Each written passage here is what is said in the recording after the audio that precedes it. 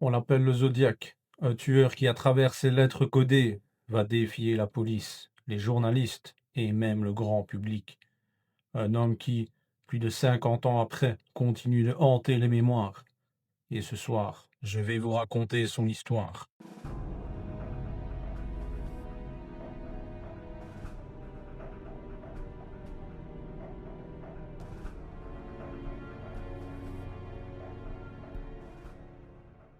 Vous n'êtes pas encore couché, moi non plus. Mais avant ça, je voulais vous demander de me soutenir. Abonnez-vous, partagez au maximum, et vous ne serez pas déçus pour la suite. Ce soir, je vous raconte l'histoire du tueur du Zodiac. Imagine une ville paisible de Californie, à la fin des années 60. Les rues sont calmes, les nuits silencieuses, et la vie semble suivre son cours, tout à fait normal. Mais, derrière cette façade tranquille, une ombre se dessine, une ombre qui va bientôt plonger tout un État dans la peur et l'incertitude. Cet homme, personne ne sait vraiment qui il est. Son visage reste un mystère, son nom, une énigme, mais ses actes, eux, vont marquer à jamais l'histoire criminelle des États-Unis. On l'appelle le Zodiac, un tueur qui, à travers ses lettres codées, va défier la police, les journalistes et même le grand public. Un homme qui, plus de 50 ans après, continue de hanter les mémoires. Et ce soir, je vais vous raconter son histoire. Une histoire faite de peur, de silence, de messages et de questions qui, encore aujourd'hui, n'ont jamais trouvé de réponse. Les premières attaques ont lieu entre 1968 et 1969. Tout commence dans la nuit glaciale du 20 décembre 68. Nous sommes à Benicia, une petite ville tranquille de Californie du Nord, près de San Francisco. Ce soir-là, deux adolescents, Betty Jensen et David Faraday, décident de sortir ensemble pour la première fois. Comme beaucoup de jeunes couples, ils se garent sur une route isolée, appelée Lake Herman Road, un endroit connu pour sa tranquillité. Mais cette nuit-là, leur rendez-vous amoureux va se transformer en cauchemar. Un véhicule s'arrête près d'eux, les plongeant dans l'inquiétude. Un homme descend, s'approche, et en quelques instants, tout bascule. Les deux adolescents ne reverront jamais l'aube. La police, arrivée sur place, est confrontée à une scène glaçante. Aucune explication, aucun témoin, juste un mystère, dans une nuit d'hiver désormais marquée par la peur. À ce moment-là, personne ne se doute encore qu'il s'agit du début d'une série d'attaques qui vont terrifier toute une région. Pour les enquêteurs, cela ressemble à un drame isolé, un fait divers. Mais ils se trompent. L'ombre du Zodiac vient de frapper pour la première fois. 6 mois plus tard, dans la nuit du 4 juillet 1969, un autre couple se gare sur un parking isolé à Blue Rock Springs, près de Vallejo. Darlene Ferrin et Michael Majo pensent passer un moment paisible dans leur voiture. Mais une silhouette inquiétante s'approche de leur véhicule. Un homme mystérieux, armé, qui ouvre le feu sans un mot. Darlene perdra la vie sur place. Mais Michael, grièvement blessé, parvient à survivre. Et c'est lui qui, quelques heures plus tard, donnera à la police la première description de leur agresseur. Un homme de stature moyenne, vêtu, sombrement. Pas assez de détails pour l'identifier, mais assez pour comprendre que ce drame n'a rien d'un hasard. Quelques instants après, un appel téléphonique parvient au poste de police. La voix est très calme, posée, presque détachée. L'homme dit avoir commis l'agression, et il ajoute même un détail que seul le criminel pouvait connaître. Désormais, plus de doute possible. Un tueur rôde et il a décidé de se faire entendre. Et surtout, il vient de révéler quelque chose d'encore plus inquiétant. Il prétend être aussi responsable de l'attaque du mois de décembre. En l'espace de quelques mois, 2 couples, 2 scènes similaires et une même ombre derrière ces actes. Un individu mystérieux, méthodique, qui choisit des lieux isolés et frappe sans prévenir. Un homme qui, à travers ses gestes et ses mots, commence à imposer sa présence. Le Zodiaque vient d'entrer en scène. L'ombre d'une signature. Quelques semaines après la tragédie de Blue Rock, un nouvel élément va transformer cette affaire en un véritable cauchemar pour la police et la population. Un matin d'été 1969, 3 grands journaux de Californie reçoivent une enveloppe mystérieuse. À l'intérieur, une lettre tapée à la machine, signée d'un étrange symbole, un cercle traversé par une croix. Un symbole qui deviendra pour toujours la signature du Zodiaque. Dans ces lettres, l'homme revendique les attaques précédentes. Mais ce n'est pas tout. Il y ajoute un défi. Il exige que ces messages soient publiés à la une des journaux. Faute de quoi, dit-il, il continuera à frapper. La menace est claire. La peur se répand. Ce qui glace encore davantage, ce sont les détails précis contenus dans ces lettres. Des éléments connus seulement des enquêteurs et du criminel lui-même. Preuve irréfutable que celui qui écrit est bien celui qui a semé la mort quelques mois plus tôt. Mais ce n'est pas seulement un aveu, c'est aussi un jeu, car le Zodiaque inclut dans ses lettres des cryptogrammes, des codes composés de symboles et de lettres, apparemment aléatoires. Il défie la police et le public de les déchiffrer. Selon lui, ces messages contiennent la clé de son identité, ou du moins une partie de son secret.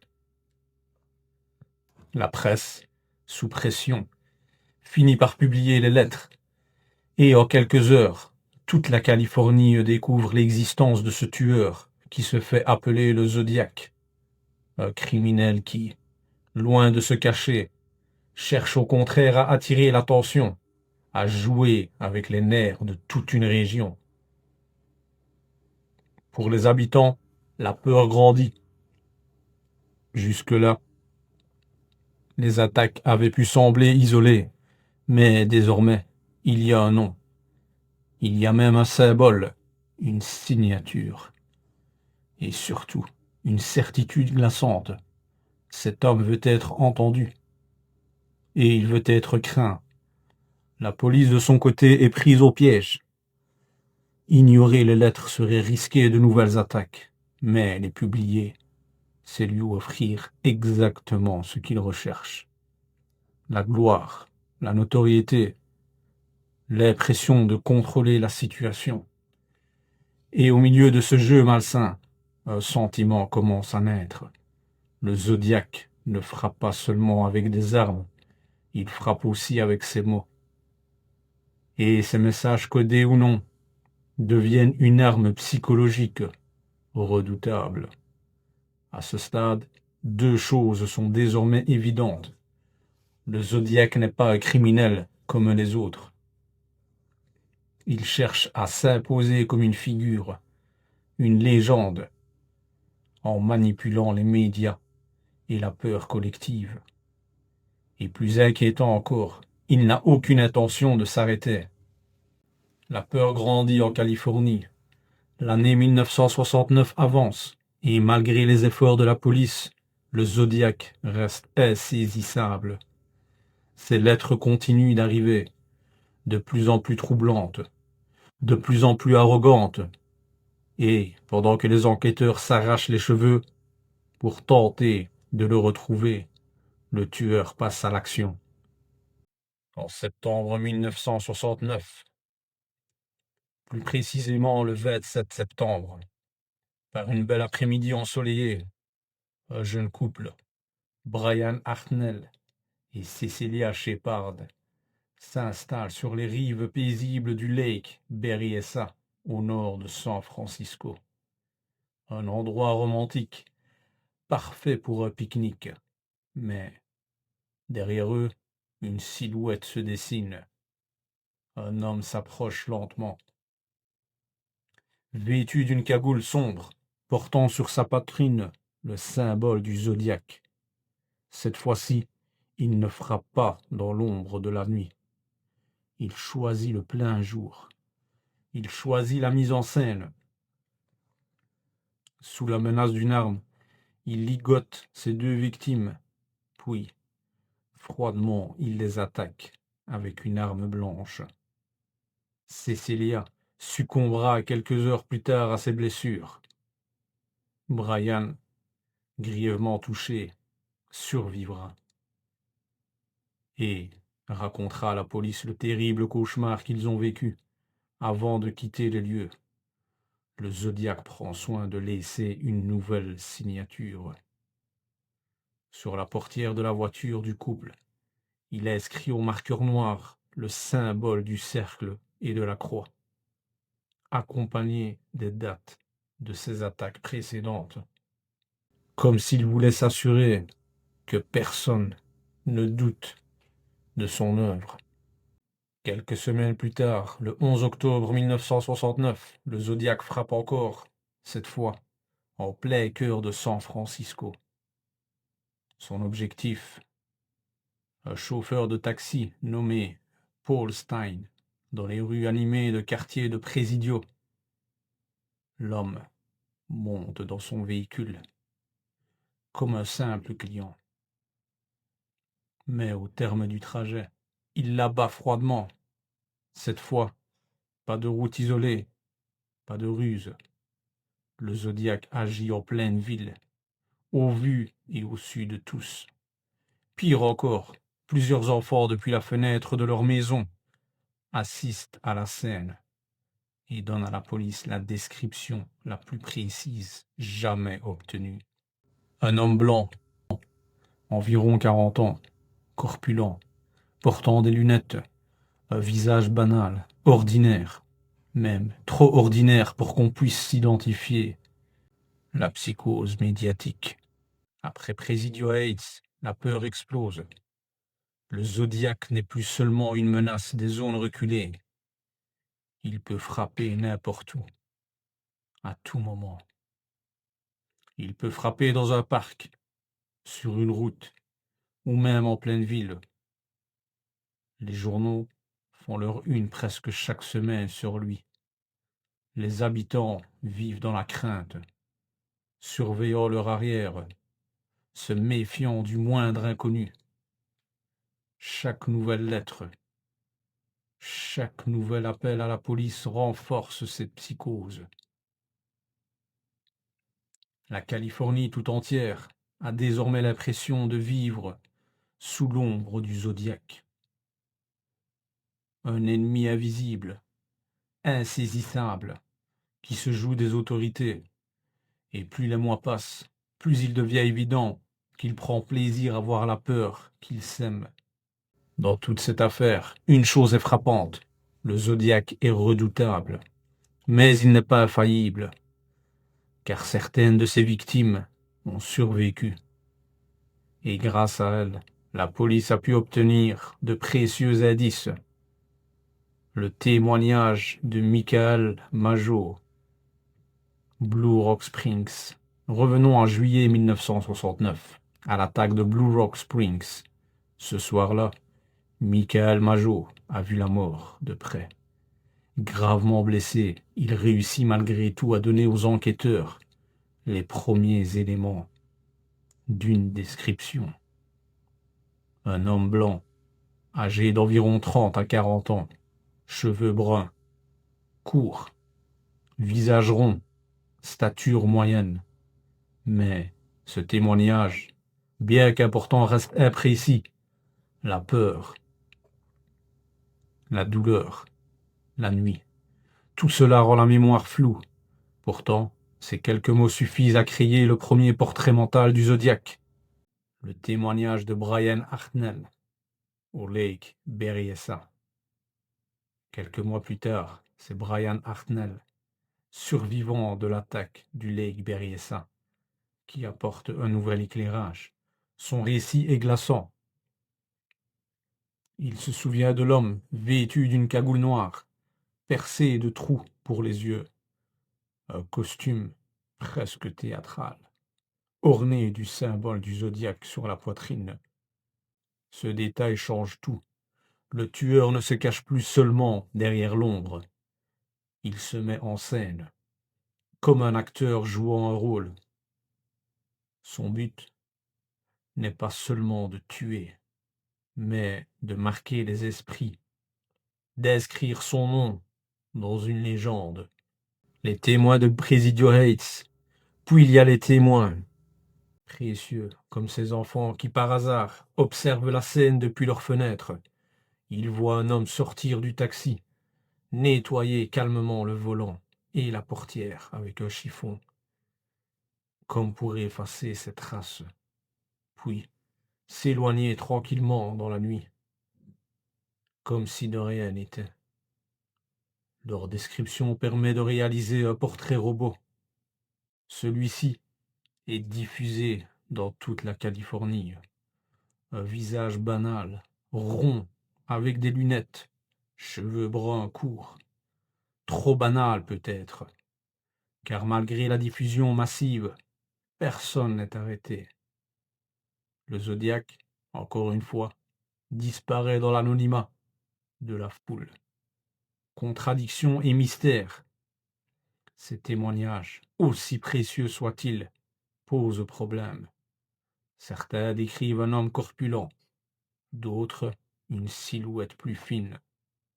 Certains parlent d'un visage jeune, d'autres d'un homme d'âge mûr. Les détails varient, les souvenirs s'opposent.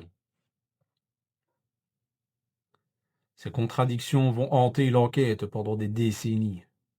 Était-ce un seul homme ou plusieurs agissant sous le même nom?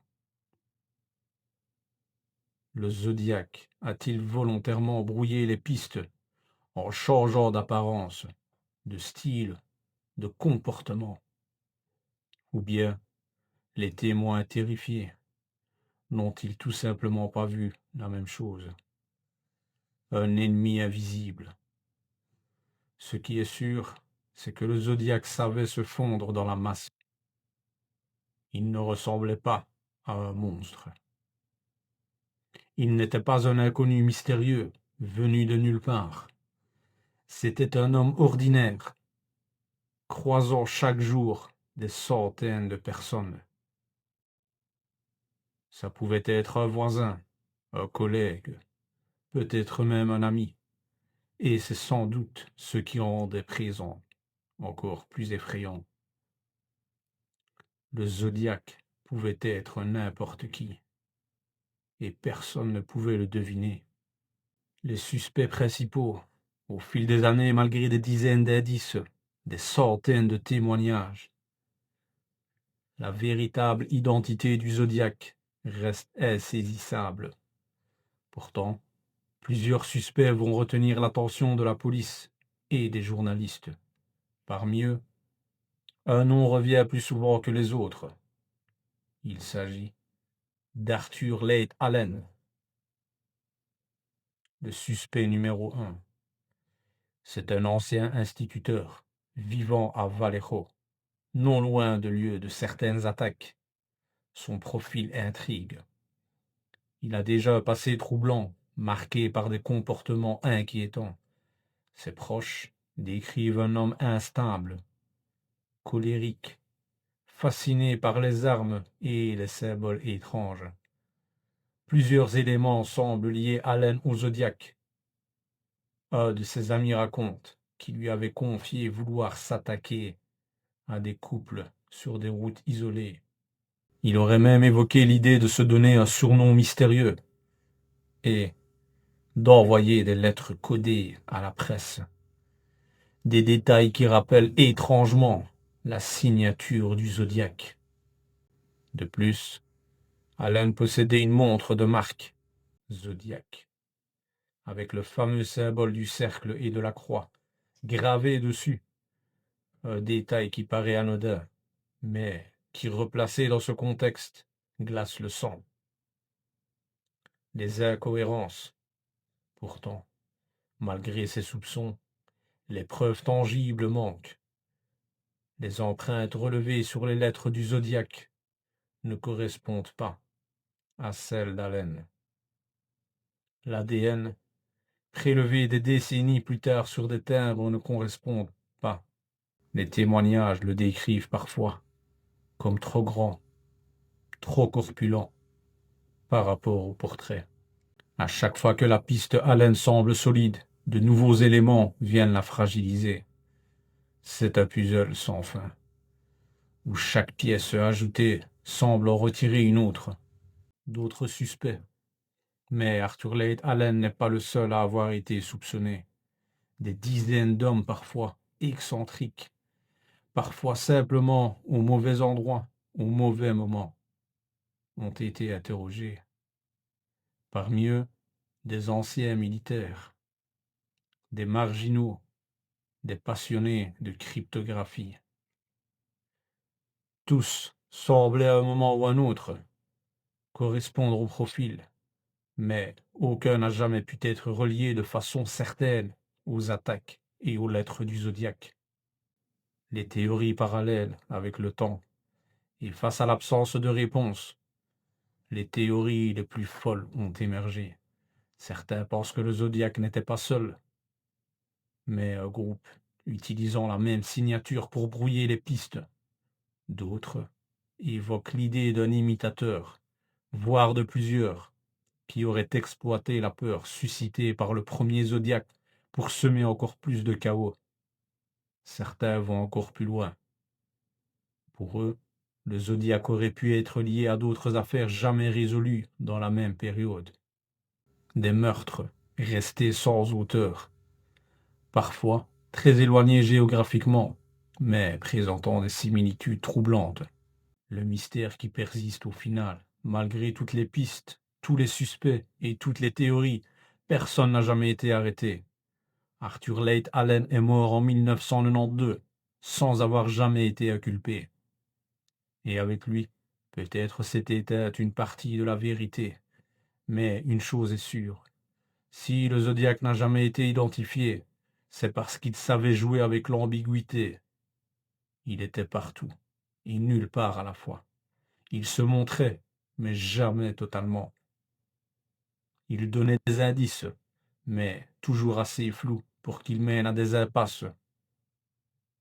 Un ennemi invisible, insaisissable, qui a transformé son mystère en une arme bien plus puissante que n'importe quelle preuve.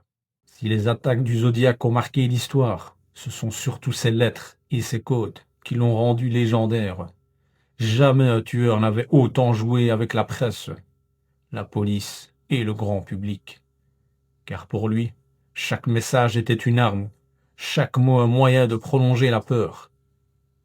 Les premières lettres, dès l'été 1969, le Zodiac envoie des lettres aux 3 principaux journaux de San Francisco. À l'intérieur, il revendique les attaques, mais surtout, il joint un mystérieux cryptogramme, un ensemble de symboles, de lettres et de signes, censés contenir, selon ses propres mots, son identité. Il exige que ces codes soient publiés dans les journaux. Sinon, il promet de frapper encore. Les rédacteurs, pris de panique, finissent par céder. Et bientôt, des milliers de lecteurs découvrent pour la première fois le symbole du zodiaque et ses messages codés. Le cryptogramme 408. Le premier grand code envoyé par le zodiaque est composé de 408 caractères. Des lignes de symboles étranges. Cercle, triangle, croix et des lettres aléatoires. Un puzzle effrayant, présenté comme la clé de son identité. Rapidement, un couple d'enseignants passionnés de cryptographie se lance dans le déchiffrage. Et après des jours d'efforts, ils y parviennent. Le message est glaçant. Il ne révèle pas son nom, comme promis, mais il décrit son plaisir à tuer, sa vision de la vie et de la mort. Un texte dérangeant, écrit dans un anglais maladroit, mais terriblement clair dans son intention.